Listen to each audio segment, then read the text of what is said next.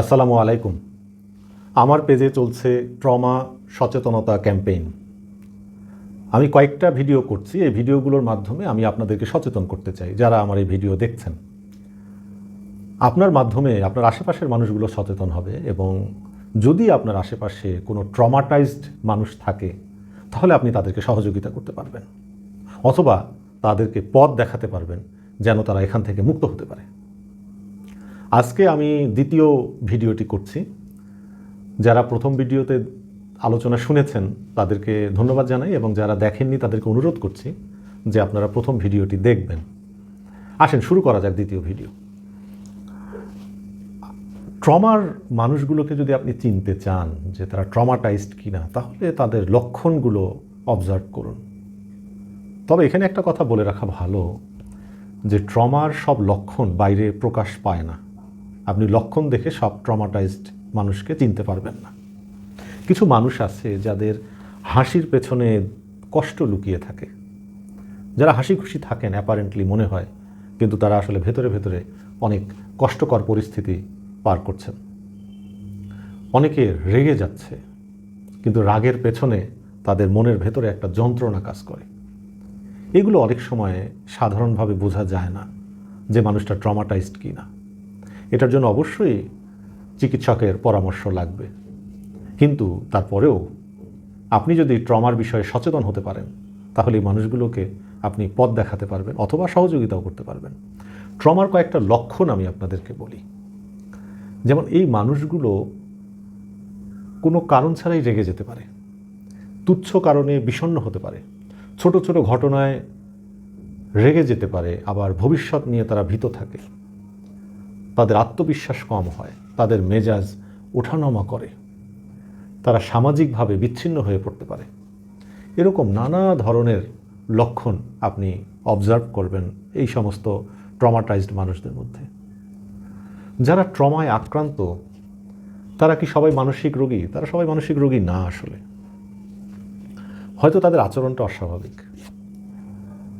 দেখা যায় যে যারা ট্রমাটাইজড তাদের মধ্যে 13.4 থেকে 22.9% মানুষ মানসিক রোগে আক্রান্ত হতে পারে, যদি ট্রমা সময় মতো ম্যানেজ করা না হয়। এই বিষয়টি খেয়াল রাখা দরকার যে আমাদের পরিবারে যদি কোনো ট্রমাটাইজড মানুষ থাকে তাহলে আমাদেরকে খেয়াল করতে হবে। শিশুদের ক্ষেত্রে কি হয়? আমরা যখন শিশুর মধ্যে কোনো অস্বাভাবিক আচরণ দেখি, তখন আমরা মনে করি যে ছোট মানুষ, ছোট, ঠিক আছে, ছোটোবেলায় এরকম হচ্ছে, বড় হলে ঠিক হয়ে যাবে। আমাদেরকে দেখতে হবে সে অস্বাভাবিক আচরণ কেন করছে। আমরা অনেক সময় মনে করি যে শিশুরা ভুলে যায়। আসলে শিশুরা কিছুই ভোলে না, তারা সব মনে রাখে। হয়তো মুখে কিছু বলতে পারে না, এবং এক সময় মনে এই ব্যথা জমতে জমতে তাদের মধ্যে একটা ট্রমা পরিস্থিতি তৈরি হয়। সুতরাং এই বিষয়ে কিন্তু খেয়াল রাখা দরকার। যদি সময় মতো আপনি লক্ষণগুলোকে বুঝতে না পারেন, বা ট্রমার ব্যাপারে যদি আপনি সচেতন হয়ে না ওঠেন, আপনার পাশের মানুষটাকে যদি আপনি সহযোগিতা না করেন, তাহলে দেখা যাবে যে এক সময় এই মানুষটা পোস্ট ট্রমাটিক স্ট্রেস ডিসঅর্ডারে ভুগছে। তার মধ্যে হয়তো আত্মহত্যার প্রবণতা তৈরি হতে পারে। বাংলাদেশে তো এখন বছরে 10,000-এরও বেশি মানুষ আত্মহত্যা করছে, এবং কিশোর কিশোরীদের মধ্যে 10 লক্ষেরও বেশি কিশোর কিশোরী এই আত্মহত্যার চিন্তা করে। সুতরাং বিষয়টা কিন্তু খুব ভয়াবহ, এবং খুব মনোযোগ দেওয়া দরকার। অ্যান্টি সোশ্যাল আচরণেও কিন্তু দেখা যায় অনেকের মধ্যে অসামাজিক আচরণ করছে, এরকম মানুষও আছে। এরা সবাই কিন্তু ট্রমাটাইজড। সুতরাং সচেতনতা দরকার। ট্রমা থেকে মুক্তির উপায় কিন্তু খুব কঠিন না। কোনো কোনো ক্ষেত্রে ডাক্তারের পরামর্শ লাগবে। যে ক্ষেত্রে ডাক্তারের পরামর্শ লাগবে অবশ্যই ডাক্তারের শরণাপন্ন হতে হবে, চিকিৎসা নিতে হবে। কিন্তু কোনো কোনো ট্রমা কাউন্সিলিংয়ের মাধ্যমে, আলোচনার মাধ্যমে এটা সমাধান করা যেতে পারে। এটা খুব সহজ। সুতরাং যারা ট্রমাটাইজ তাদেরকে এই বিশ্বাসটা দিতে হবে যে এখান থেকে মুক্তি পাওয়া সম্ভব। এটা আজীবন বয়ে বেড়াতে হবে এমন কোনো বিষয় না। বাংলাদেশে এটার অনেক জায়গা আছে, অনেক ভালো ভালো ডাক্তার আছে, অনেক ভালো ভালো কাউন্সিলর আছে, যাদের সাথে কথা বললে এই বিষয়ে সহযোগিতা পাওয়া সম্ভব।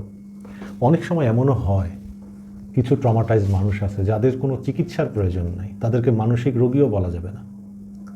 তাদের কথা মন দিয়ে শোনা, তাদেরকে ভালোবাসা দেওয়া, তাদের পাশে বসা, তাদের হাতটা ধরা, আপনি যে তাদের পাশে আছেন এই অনুভূতিটা তাদের মধ্যে দেওয়া এবং তাদেরকে বিশ্বাস করানো যে আপনি তাদের পাশে থাকবেন, তাকে সহযোগিতা করবেন, তাহলে দেখা যাবে যে আস্তে আস্তে সে নিজেই ট্রমা থেকে নিজেকে মুক্ত করতে পারবে।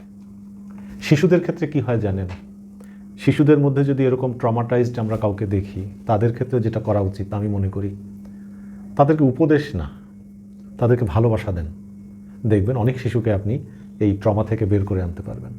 শিশুরা উপদেশ বোঝে না, উপদেশ শোনে না, তারা ভালোবাসা বোঝে, ভালোবাসাটা চায়। আপনি যদি ভালোবাসা দিতে পারেন তাহলে অনেক শিশুকে আপনি এই ট্রমা থেকে বের করে আনতে পারবেন।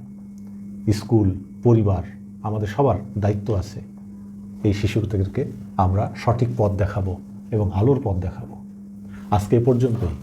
আগামী পর্বে ট্রমা সম্পর্কে আরও আলোচনা করব। আপনারা সাথে থাকবেন। আসসালামু আলাইকুম।